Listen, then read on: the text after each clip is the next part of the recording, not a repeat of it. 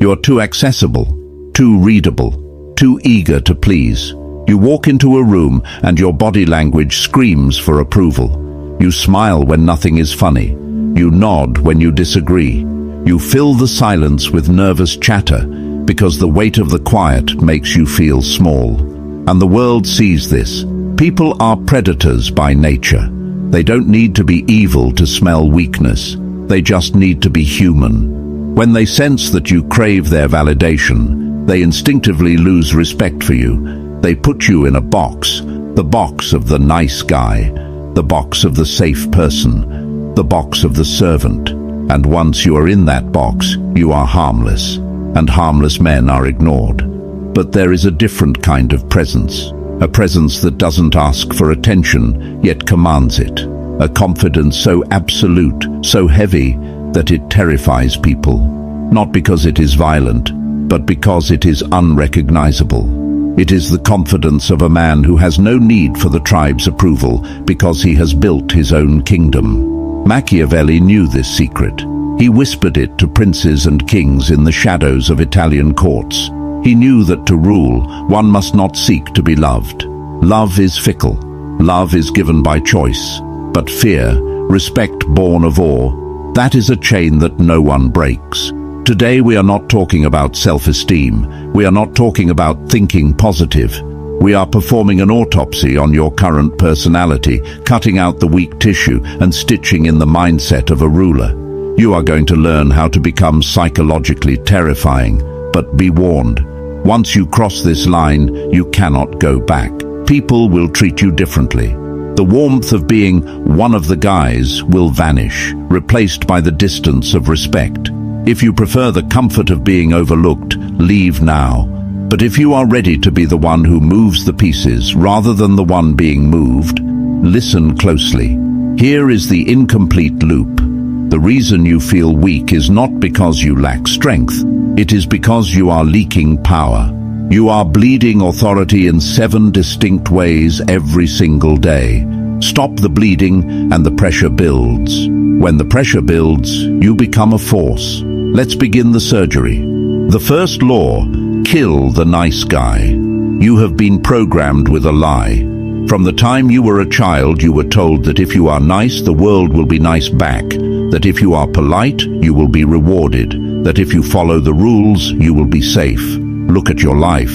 Is it working? Or are the people who break the rules winning? Are the people who take what they want getting ahead?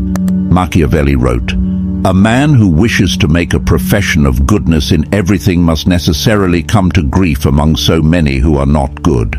Translation: if you play by the rules of nice in a game where everyone else is playing for power, you will be destroyed.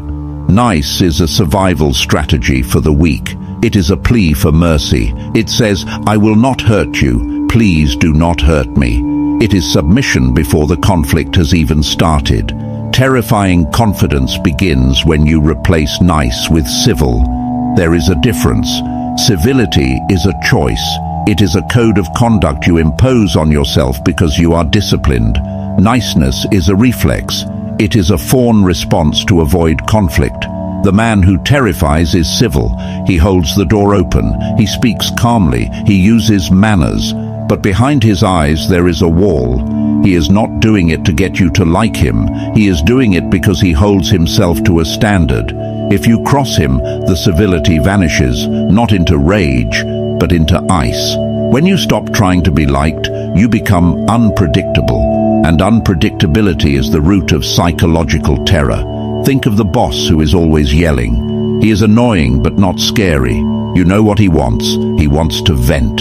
He is a child. Now think of the boss who never raises his voice, the one who stares at you in total silence when you make a mistake, the one who speaks softly, slowly, and smiles without his eyes crinkling. That man is terrifying. Why? Because you don't know what he is planning. You don't know where you stand. He has detached his emotions from the interaction. To become this, you must stop smiling by default. Observe yourself for 1 week. How many times do you smile when you are not happy? How many times do you laugh at a joke that isn't funny? This is submissive signaling. It is a biological signal to the alpha in the room that you are not a threat. Stop it. Keep your face neutral. Let your eyes rest on people without rushing to reassure them. When you stop signaling submission, people will initially get uncomfortable. They will ask, "Are you okay? Are you mad?" That discomfort they feel, that is the shift in power. That is them realizing they can no longer read you. You have become a closed book in a room full of open magazines. The second law, the vacuum of silence. Most people are addicted to noise. They are terrified of the pause. Watch two insecure people talk. They overlap. They interrupt. They rush to fill every millisecond of dead air because silence feels like judgment. They are throwing words into the void to build a bridge, desperate for connection. The Machiavellian mind does the opposite. He creates the void. Silence is not empty. Silence is a vacuum, and nature abhors a vacuum. When you stay silent, you create a psychological gravity well. Other people, driven by their anxiety, will rush to fill that silence. They will reveal things they didn't mean to say. They will negotiate against themselves. They will offer you power just to make the awkwardness stop. Here is how you weaponize this.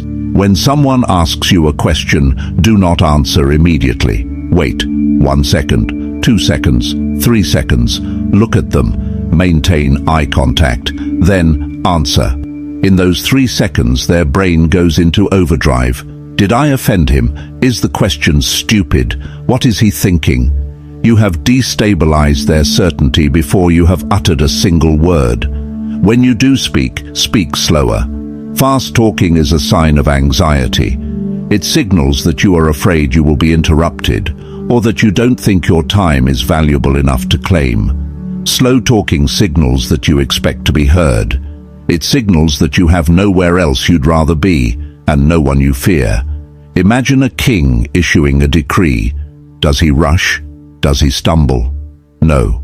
He speaks as if the world waits for his punctuation. If you are interrupted, do not raise your voice. Do not get angry. Simply stop. Stop talking completely. Keep your eyes on the person who interrupted you.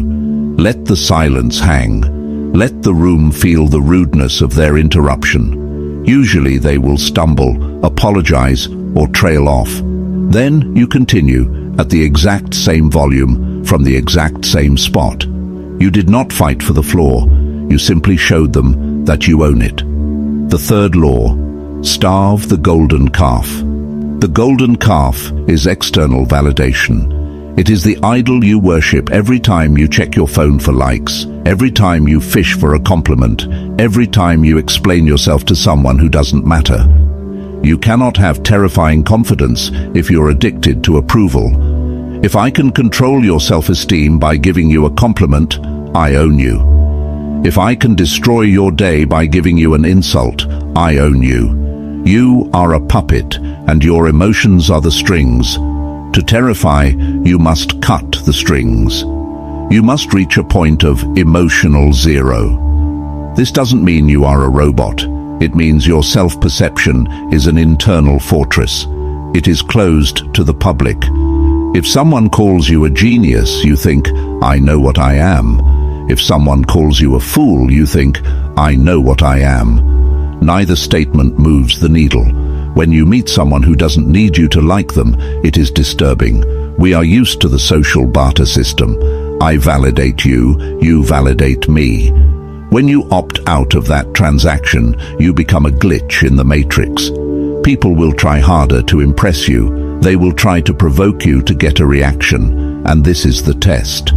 Machiavelli said, "He who seeks to deceive will always find someone who will allow himself to be deceived." He also knew that he who seeks to provoke will always find someone weak enough to react. When you are challenged, when you are insulted, your instinct is to defend, to explain, to fight back. Don't. Defense implies that the attack hurt. Explanation implies that the accuser has the authority to judge you. Instead, use the agree and amplify or the bored stare.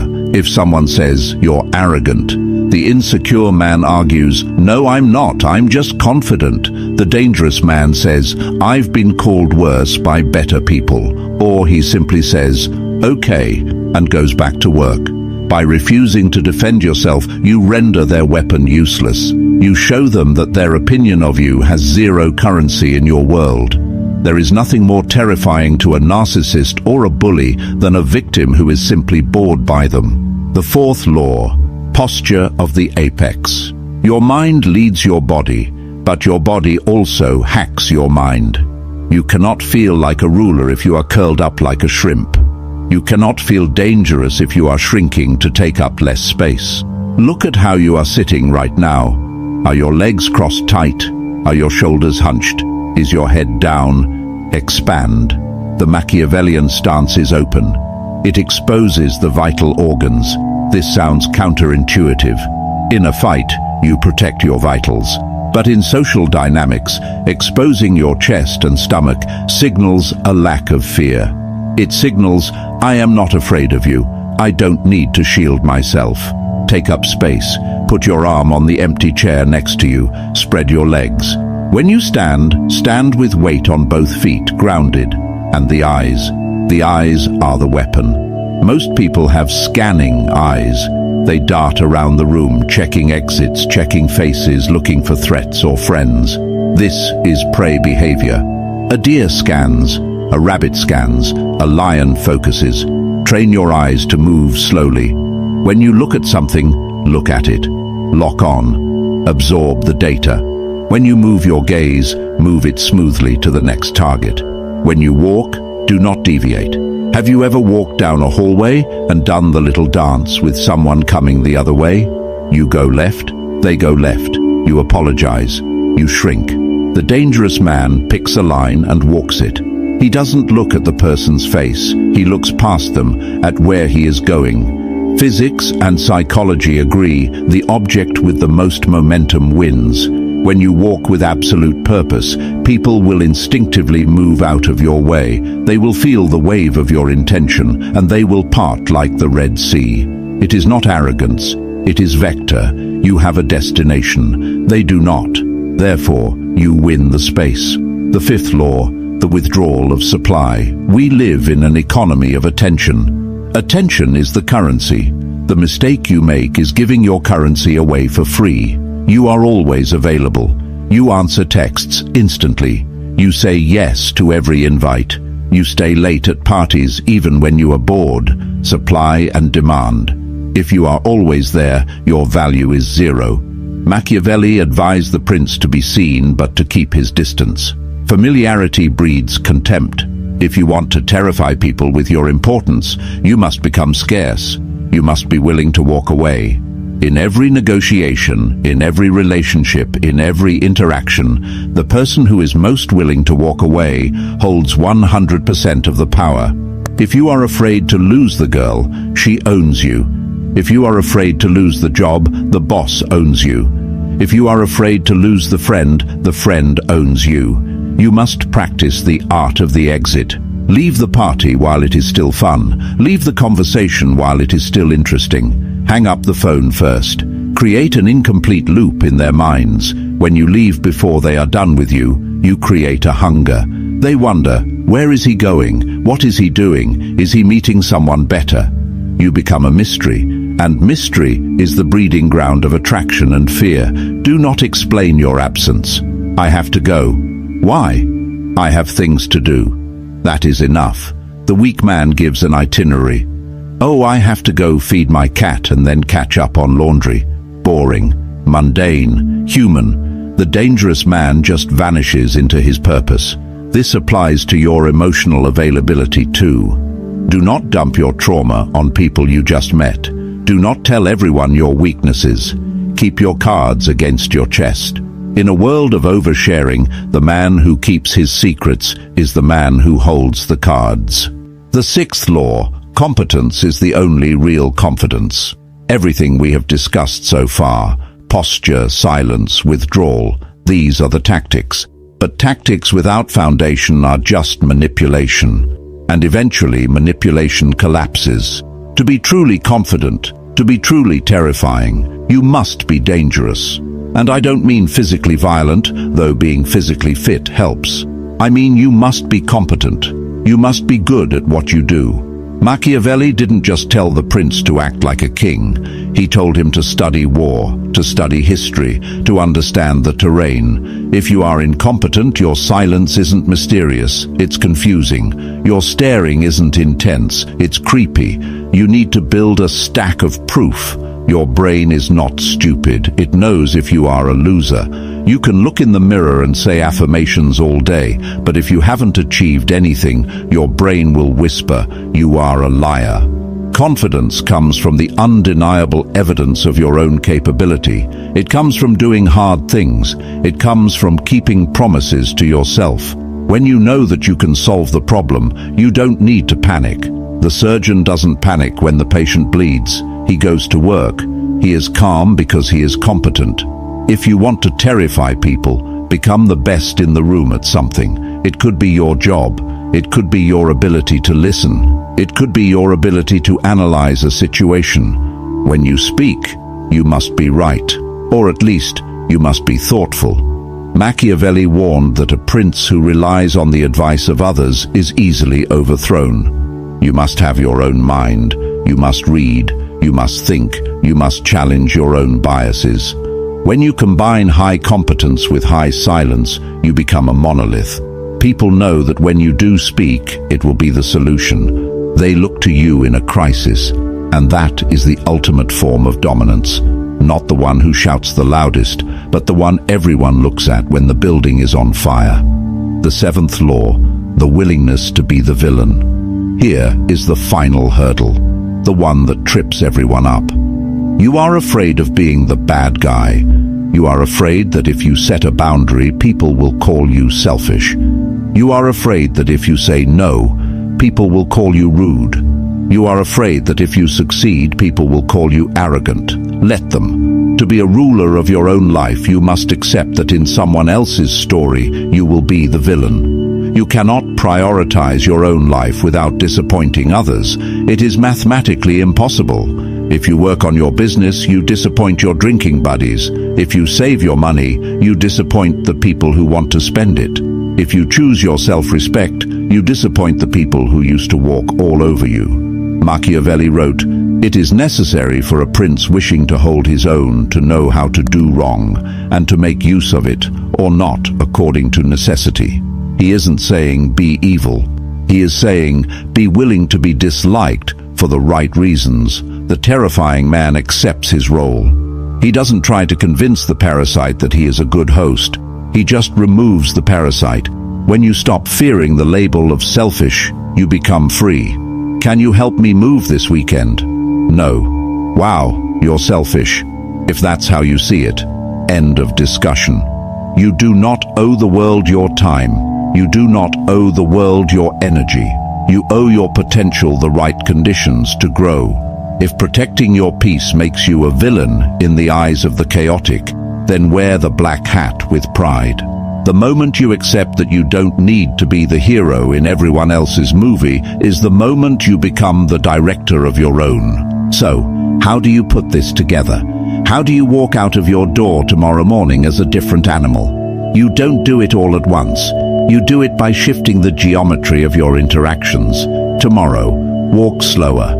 Tomorrow, wait 3 seconds before answering any question. Tomorrow, do not smile unless you genuinely feel joy. Tomorrow, do not apologize for taking up space. You will feel resistance. Your inner nice guy, that servant who has been running your life for years, will scream. He will say, "They hate us. We are being weird. Fix it." Let him scream. Watch him die. It will feel cold at first. The air around you will change. People will stop patting you on the back and starting looking you in the eye. The banter will stop and the respect will start. You will realize that the terror you inspire isn't fear of physical harm. It is the fear of the unknown. It is the awe of seeing a human being who is fully, unapologetically sovereign. Most people are fragmented. They are pieces of their parents, pieces of their trauma, pieces of society. When they see a whole man, a unified mind, it shakes them. It reminds them of everything they are not. That is the power of the outlier. You are not here to blend in. You are here to become a landmark, a rigid, immovable object in a river of drifting debris. Machiavelli didn't write for the masses. He wrote for the few who had the stomach to rule. Do you? Confidence is not a feeling. It is a weapon. Pick it up. Use it to kill the servant. Use it to protect the kingdom. Become the thing they fear, so you can finally be the man you respect. If this opened your eyes, understand this is only what I can show publicly. There are videos I cannot upload for everyone. There are aspects of dark psychology that I simply cannot discuss publicly on YouTube without being censored or demonetized. The algorithm suppresses the most powerful information. Those exist behind the join button. If you're still here, you're not like the others. Subscribe if you haven't, but if you want what's hidden, click the join button and step into the architect level. You will unlock exclusive, uncensored videos that dive into the deepest parts of the human psyche. Most won't. That's the point.